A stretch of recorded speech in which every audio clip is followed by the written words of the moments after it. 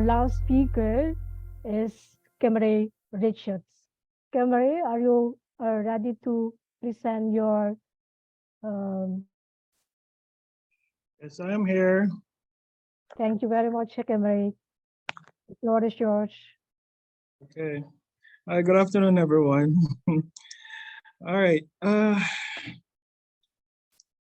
going to of the Harborview Community Archives. Hoping everyone is hearing me. Yes. I must admit that creation of this small archive was a pet project of mine, and for me, it's a great pleasure to present it to you, or to present my findings to you. So the process of creating an archive, as you can imagine, began long before the first record was even found or processed. The idea began from a conversation that I had with Dr. Griffin, of course, who was discussing with me about community archives some years ago. And he was discussing with it possibly being used as material for my research paper. However, I did not use it as a research paper. The idea just sat dormant for a number of years. And I still harbored the idea of you creating a community archives at some point in the future. So as I said, it lay dormant for a number of years. It was not until late 2021, while I was serving as a manager, as a branch manager for the Harborview Branch Library, which is a part of the Jamaica Library Service, that the idea re-emerged. And the reason why it re-emerged was Jamaica was celebrating its 60th year of anniversary. So it was we were asked to do community projects that would highlight communities that were around from the time of the independence of Jamaica. So I chose to take action, and that was where the idea and the whole idea of the community archives developed. So with no budget and limited resources, I began to utilize my well-developed links in the community to query, the possibility of creating an archive in the community. I had been living in the community for around 7 years by then, and as such, I would use this, my knowledge of the community, the persons in the community. And, I'm pretty sure a lot of persons in this session, when you are the librarian, the postmaster, policeman, you kind of get a different type of respect. So persons in the community, especially in smaller communities, persons will know you and persons will want to know you. So, I use that role as manager of the branch here to communicate with persons on the ground, and that helped me to be able to reach out and to be in touch with the persons in the community to get material for the archive. I'm just going to give you a little bit of information on the community for the non-Jamaicans. Harborview is it's a suburban community located in Kingston. It is in I think it's the eastern, or somewhere close to the eastern parish of St. Andrew in Jamaica. The origins of the community date way back to the 1600s, when lands were used as a fort, which were parts of the lands here were used as a fort, and the fort never actually saw any action, but it stayed there dormant, and then somewhere around the 1960s, the fort was demolished, and the construction of the community of Harborview began. As such, there's a whole lot of history, to be found, persons with knowledge. When I was doing the research, I didn't actually find much actual material from back then, but there is one standing artifact in the community, which is a Martello Tower. Everyone in the community is proud to talk about it.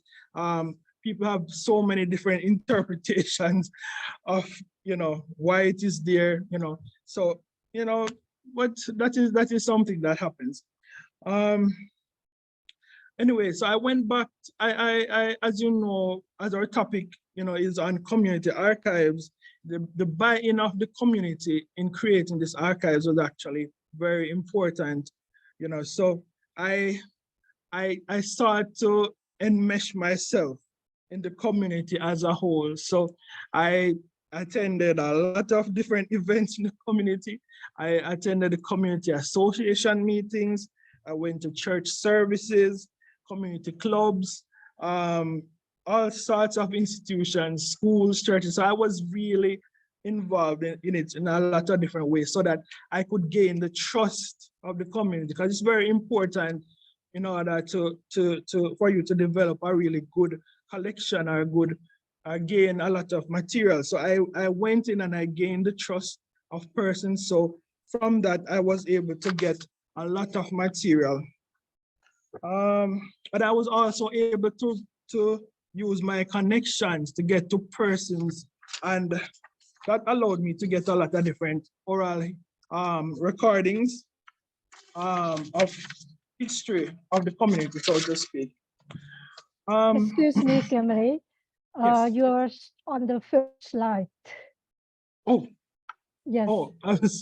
Oh, yeah, I'm still stuck on the first slide. All right.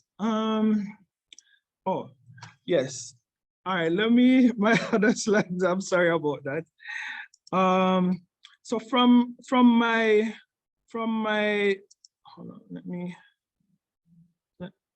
here we go. Right. So from my ventures in the community, I was able to get a lot of different materials. As you could see here, what's on here is a report on some happenings in the community. So this had to do with the founding of the community. So I was able to get that from members of the community association. I was able to get some minute books. This is from the library, the community library. This is, I got a minute book from them that helped to give us some background as to how the community came together to form their library. You could also see pictures I received from the community as well of marching bands in the community, various activities. This pile of pictures right here is a whole lot of different, showcase a lot of different activities in the community. Right here is the community newspaper. The community was one of the first in Jamaica to actually publish a community newspaper. And what you're seeing here was a scan, because when I received the paper, it was so tender, and it was, as archivists, you can see what is happening to the paper, deteriorating. So I had to be very careful with it when I was making the scans of it. When I got this newspaper, I showed it to some members of the community, and it sparked a very lively debate online. People were coming to me and saying this, the president of the community association was this, it was that, it was not that person. So I sparked a lively debate within the community. I think I didn't mention that I was actually in all sorts of areas in the community, including online. The community is a very close-knit community. So they had a lot of community groups that are online, on Facebook, on WhatsApp, Instagram. There was a whole lot of different areas that I explored of the community that allowed me to understand the fabric of the community and how it has evolved over the year. Right. Yes. So as I was saying, the members of the community were very, very enthusiastic about the work of creating an archive. People were coming to me, calling me. They were they were contacting me out of the blue, saying, "Oh, we heard that you're doing this," and it was a very exciting time for us here. Right. So I was very. They also offered. We had oral interviews over the phone. We also spoke one-on-one and had very frank discussions about how the communities were developed, how the community was developed. From my research, we were able to garner minute books, as we showed you earlier, leaflets from speeches, membership listings. That was mainly from the community association, but we received all sorts of different sorts of material for our archive. I do owe the community association a huge amount of debt because they were very, very instrumental in us building up this archive. As I said, when I started, I did not have a lot of resources to begin with, so I had to create a listing. As you can see on screen, I did a very basic listing because we did not have a lot of technology. So I had to create a listing, and I described all aspects of what we were doing here at the archive. I tried to use ISAER to describe the material that I received from the community association. Right here that you are seeing is my presentation of our launch. I did the launch here at the library. Matter of fact, I'm speaking to you from the library, even though I am employed elsewhere now.